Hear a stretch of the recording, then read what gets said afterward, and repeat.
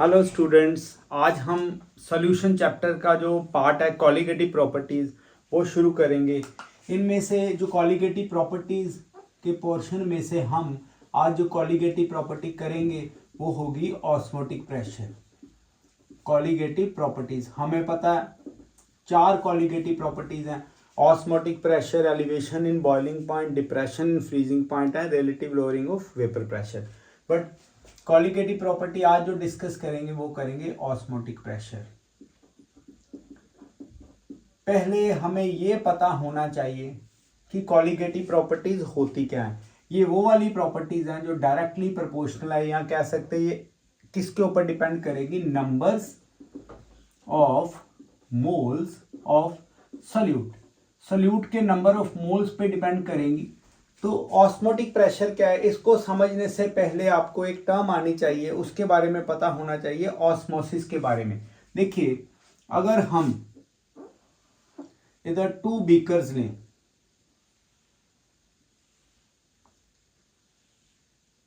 हम अगर 2 बीकर्स लें और इनको, ये जो बीकर्स हैं इनको हम सेपरेट कर दें एक सेमी परमिएबल मेम्ब्रेन के हेल्प से। ये देखो, एक बीकर है, ये बीच में जो हम कंसिडर करेंगे ये कौन सी मेम्ब्रेन है, सेमी परमिएबल मेम्ब्रेन।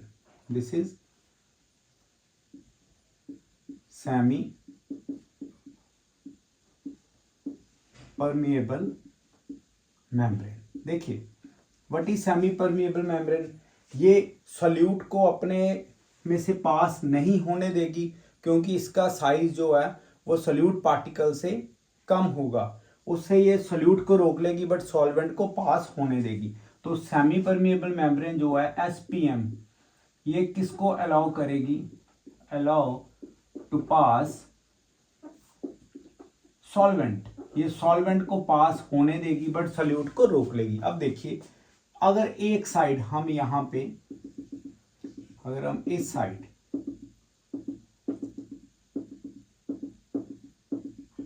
ये जो साइड है यहां पे हम लेंगे एक कंसंट्रेटेड सॉल्यूशन,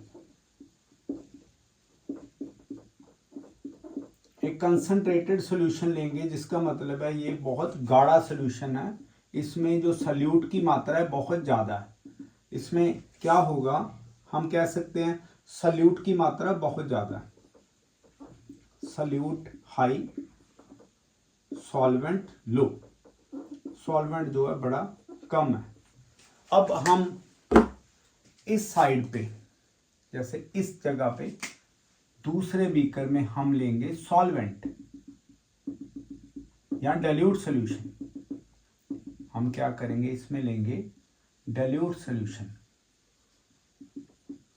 डाइल्यूट सॉल्यूशन इसमें क्या है जी, इसमें सॉल्यूट जो है वो लेस है इसके कंपैरेटिवली, और सॉल्वेंट जो है बहुत ज्यादा है, सॉल्वेंट हाई। अब देखिए, this is semi permeable membrane.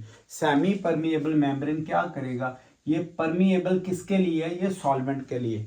तो जो डाइल्यूट सॉल्यूशन है वहां से सॉल्वेंट किधर मूव कर जाएगा, ये मूव करेगा टुवर्ड्स कंसंट्रेटेड सॉल्यूशन, जहां पे जो सॉल्यूट की मात्रा बहुत ज्यादा है उसकी तरफ ये मूव कर जाएगा।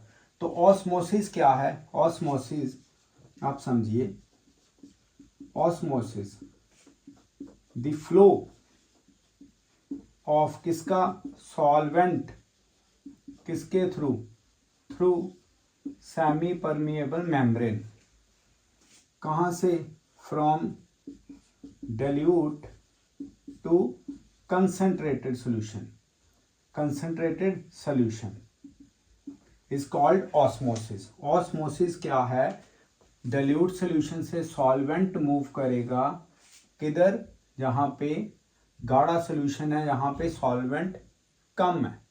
आपको पता है व्हाट इज डिफ्यूजन। डिफ्यूजन में क्या होता है, हायर कंसंट्रेशन से लोअर कंसंट्रेशन में मूव करते हैं पार्टिकल्स।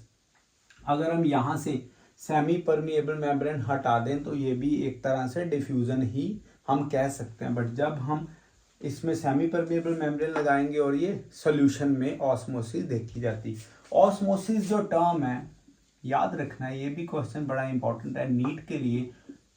एबे नॉलेट, ए नॉलेट बोलते हैं, इसने ये ऑस्मोसिस टर्म जो है क्वाइंड बाय किसके थ्रू, ए नॉलेट। एबे नॉलेट ने ऑस्मोसिस टर्म को क्वाइंड किया दिया था। अब ऑस्मोसिस समझ लगी, अब समझिएगा आगे ऑस्मोटिक प्रेशर क्या है। अब जब ये आए जाएगा, बहुत तेजी से जा रहा है, ये जो सोल्यूशन है ये इसकी एंट्री को अपने अंदर रोकने की कोशिश करेगा। तो एक ऑपोजिट प्रेशर जो है ये लगाएगा, ये ऑपोजिट प्रेशर लगाएगा। कंसंट्रेटेड सॉल्यूशन एक ऑपोजिट प्रेशर जनरेट करेगा किसकी तरफ, डाइल्यूट सॉल्यूशन की तरफ। तो इस प्रेशर को हम बोलेंगे ऑस्मोटिक प्रेशर। ऑस्मोसिस क्या है, osmosis is the flow of solvent from dilute towards concentrated. तो जो कंसंट्रेटेड सॉल्यूशन है वो डाइल्यूट सॉल्यूशन की जो उधर से सॉल्वेंट ने आना उसको रोकने के लिए एक ऑपोजिट प्रेशर लगाएगा, एक फ्लो लगाएगा, जिसे हम बोलेंगे ऑस्मोटिक प्रेशर। याद रखिए जो ऑस्मोसिस है, ऑस्मोसिस किधर से लग रही है, डाइल्यूट सॉल्यूशन से किधर जा रही है, कंसंट्रेटेड सॉल्यूशन की तरफ, राइट। बट जो ऑस्मोटिक प्रेशर है वो ऑपोजिट डायरेक्शन में लग रहा है, कंसंट्रेटेड सॉल्यूशन से किधर लग रहा है हमारे पास, ये कंसंट्रेटेड से डाइल्यूट सॉल्यूशन की तरफ क्या लगेगा, ऑस्मोटिक प्रेशर। तो ये सारी स्टोरी है किसकी, ऑस्मोटिक प्रेशर की और ऑस्मोसिस की। क्लियर हो गया। अब देखिए ये कॉलिगेटिव प्रॉपर्टी क्यों है, क्योंकि जितना ये गाढ़ा सॉल्यूशन होगा, गाढ़ा मतलब हाईली कंसंट्रेटेड मतलब number of moles of solute ज़्यादा, इसमें जितने ज़्यादा सॉल्यूट होंगे उतनी स्पीड से ये इधर मूव करेगा और उतना ही ऑपोजिट ये प्रेशर लगाएगा जो कहलाएगा ऑस्मोटिक प्रेशर। क्लियर हो गया। जितना गाढ़ा उतना ज़्यादा इसका डाइल्यूट सॉल्यूशन की तरफ प्रेशर लगेगा। क्लियर। अब इसका हम फार्मूला ड्राइव कर लेते हैं। हमें ऑस्मोसिस पता लग गई, हमें ऑस्मोटिक प्रेशर के बारे में पता लग गया, राइट। अब देखिए हम अब इसका जो फार्मूला ड्राइव करेंगे वो किस तरह से करेंगे। देखिए हमें पता प्रेशर डायरेक्टली प्रोपोर्शनल टू किसके है, कंसंट्रेशन के। कंसंट्रेशन, आप एक चीज याद रखिए, कंसंट्रेशन जनरल केसेस में जो हम लेते हैं वो मोलैरिटी ही लेते हैं। याद रखिए concentration is molarity. Pressure directly proportional to temperature, no doubt, ये हमें पता है, हमने +1 में पढ़ा हुआ। ठीक है, अब इसको लेंगे C, इसको लेंगे T। तो इन दोनों को आप कंबाइन करिए, ये 1 है ये 2 है, राइट। तो P directly proportional to CT। आपको पता है what is molarity. Molarity is the, मैंने लास्ट लेक्चर में बताया, molarity is the number of moles of solute present in the given volume of the solution, right. तो इनमें से पहले हम क्या कर लें, ये जो हमारे पास प्रोपोर्शनैलिटी कांस्टेंट लगाना है वो R लगाएंगे, CT।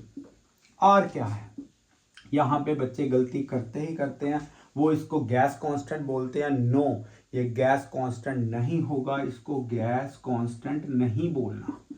इस केस में इसको गैस कांस्टेंट नहीं बोलना, इसको बोलना है सॉल्यूशन कांस्टेंट। याद रखिए ये चीजें समझने वाली है।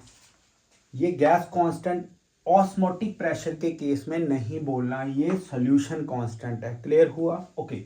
अब देखिए P is equal to RC, molarity, number of moles of solute. मैं यहाँ पे N2 लिख रहा हूँ, ऑल दो बुक्स में N लिखा है, हमने N2 याद है डिनोशन लिखी, इसलिए आपके लिए इजी हो जाएगा। N2/V, ये क्या होगा, number of moles of solute over volume T। क्या हो जाएगा, PV is equal to N2RT। हाँ, लास्ट में आप इसको N2 को N के इक्वल लिख लीजिए, वो चल जाएगा। PV is equal to N2RT। अब एक और चीज मैं आपको बताऊंगा, पहले मैं आपको बता दूं ये क्या है। P क्या है जी, प्रेशर, कौन सा, ऑस्मोटिक प्रेशर। आप इसको P को चाहे पाए में लिख सकते हैं, कोई दिक्कत नहीं। इसमें N2 क्या है जी, नंबर ऑफ मोल्स किसके, number of moles of solute, आप इसको N लीजिए, वो भी कोई दिक्कत नहीं। R क्या है जी, सॉल्यूशन कांस्टेंट, ये हमारे पास है सॉल्यूशन कांस्टेंट। और हमारे पास और कौन सी टर्म्स आएगी, V है जी वॉल्यूम। एक और चीज आपको बता दूं, जैसे हमने इसको सॉल्यूशन कांस्टेंट लिया वैसे ही इस इक्वेशन को हम गैस इक्वेशन नहीं बोलेंगे, इसको हम बोलेंगे, देखिए स्टूडेंट्स हमारे पास कौन सी इक्वेशन आई, हमारे पास आ गई PV is equal to nRT। ये जो इस केस में इक्वेशन आएगी वो याद रखिए, this is van't Hoff equation. कुछ चीज़ें आपको नहीं बताते टीचर्स, याद रखिए यहाँ पे, तभी मैंने आपको एक एक पॉइंट को पिन करके बताया। क्लियर हो गई। R is not gas constant in this case, ये वाली इक्वेशन गैस इक्वेशन नहीं है, ये वेंट हॉफ इक्वेशन कहलाएगी ऑस्मोटिक प्रेशर के केस में। देख लीजिए ये पॉइंट्स आपने अलग से सीखे हैं। क्लियर हो गया आपको। अब देखिए चीज़ें आनी चाहिए, रट्टा लगाने से कुछ नहीं होगा। तभी हम ये देखिए रिवीजन लेक्चर लगा रहे हैं, और ये भी नहीं कि फटाफट हम उसको फास्ट स्पीड पे करी जा रहे, पेस हमने स्लो रखा है, और ताकि आपके दिमाग में चीज़ें जाए भी तो सही, कि ऐसे ही बस फटाफट जो है हम जो लेक्चर को दौड़ाते जाएं और आपको कुछ समझ ना आए। चीज़ें रुक रुक के समझ के करनी, इसके बाद टाइम नहीं मिलेगा आपको, क्योंकि आप देखिए पेपर्स तो आ ही गए, अब प्रैक्टिकल शुरू हो जाएंगे, टाइम कहाँ मिलेगा आपको। ठीक है, अब समझिए इसमें से जो हम मॉलिक्यूलर मास निकालेंगे, मॉलिक्यूलर मास ऑफ सॉल्यूट कैसे निकालेंगे, चेक करिए। हमें पता है PV is equal to nRT, मैंने आपको बताया ये N2 भी ले सकते हैं, N2 number of moles of solute. तो क्या आ जाएगा स्टूडेंट, हम क्या करेंगे, PV is equal to what is N2 कल मैंने सिखाया weight of solute upon molecular mass of solute. तो क्या आ जाएगा W2 M2RT, क्या आ जाएगा, M2 इधर ले जाओ, क्या आएगा W2 RT upon PV, that's it. हमारे पास मॉलिक्यूलर मास भी आ गया, molecular mass of solute. Clear हो गया सारा का सारा, हमने ये कर लिया। आप एक चीज़ और याद रखिए, ये सबसे best osmotic pressure is the best method to compute, to calculate, to predict क्या, मॉलिक्यूलर मास ऑफ सॉल्यूट। सबसे बेस्ट मेथड जो होगा वो ऑस्मोटिक प्रेशर का ही होगा, क्योंकि बायोलॉजिकली ये प्रूव्ड मेथड है। याद रखिए, बड़ी बार क्वेश्चन आया ये वाला। ठीक, अब देखिए, अब ऑस्मोसिस की टाइप्स आती हैं पेपर में, वो कर लें, उसके बाद हम लेक्चर को वाइंड अप करेंगे। ऑस्मोसिस की टाइप्स कितनी हैं, देखिए पहली टाइप एक्स ऑस्मोसिस, राइट, दूसरी एंड ऑस्मोसिस। फाइन, हम फटाफट इसकी एक एग्जांपल ग्रेप्स के साथ लेके जो है वो समझेंगे। चेक करिए स्टूडेंट्स, मैं यहाँ पे एक पीकर ले रहा हूँ, एक्स ऑस्मोसिस की बात कर रहे हैं। इधर हमने एक ग्रेप डाला, बड़ा ही फ्रेश ग्रेप, टर्जिड, एकदम टाइट, ये टर्जिड ग्रेप है, टर्जिडिटी बड़ी हाई है, ये टर्जिड ग्रेप है। जब इसको हमने नमक वाले पानी में डाल दिया, ये बड़ा ही गाढ़ा, देखो ये बहुत गाढ़ा सोल्यूशन है।